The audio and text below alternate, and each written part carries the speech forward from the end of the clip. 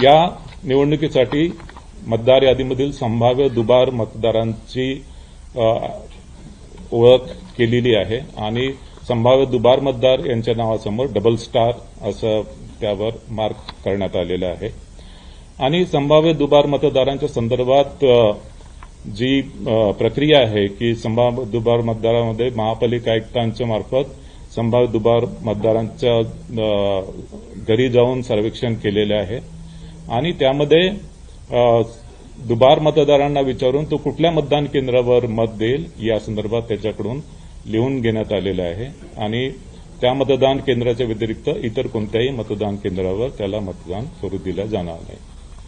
काही मतदार या मोहिमेला ज्यांनी रिस्पॉन्स दिलेला नाही त्यांना ते जर मतदान केंद्रावर मतदान करण्यासाठी आले आणि त्यांचं संभाव्य दुबार मतदार म्हणून नोंद आहे तर त्यांच्याकडून हमीपत्र स्वीकारलं जाईल आणि त्याची ओळख पटवली जाईल आणि ओळख पटवल्यानंतरच त्याला मतदान करता येईल. संभाव्य दुबार मतदार जे आहेत ते काही महानगरपालिकेमध्ये मोठ्या प्रमाणात आयडेंटिफाय झालेत. उदाहरणार्थ बृहन्मुंबई महानगरपालिकेमध्ये साधारणतः 11 लाखाच्या जवळपास संभाव्य दुबार मतदार होते. मात्र बृहन्मुंबई महानगरपालिकेने यासाठी सॉफ्टवेअरचं एक टूल डेव्हलप केलं आणि त्या सॉफ्टवेअर टूलच्या माध्यमाने आणि फील्ड व्हेरिफिकेशनच्या माध्यमाने त्यांची जी संभाव्य दुबार मतदारांची यादी आहे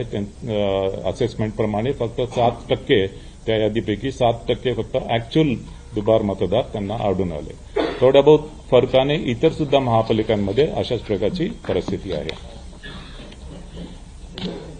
मतदारांसाठी वोटर सर्चची जी फॅसिलिटी आहे ती राज्य निवडणूक आयोगाचं जे पोर्टल आहे त्या पोर्टलवर मतदारांची वोटर सर्च फॅसिलिटी उपलब्ध करण्यात आलेली आहे आणि यामध्ये मतदारांचं संपूर्ण नाव किंवा ईपिक क्रमांक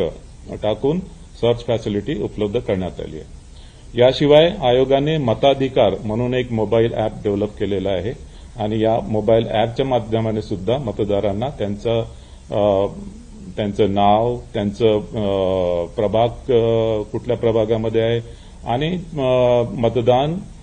केंद्र कोणते आहे हे त्यांना या मताधिकार मोबाईल अॅपच्या माध्यमाने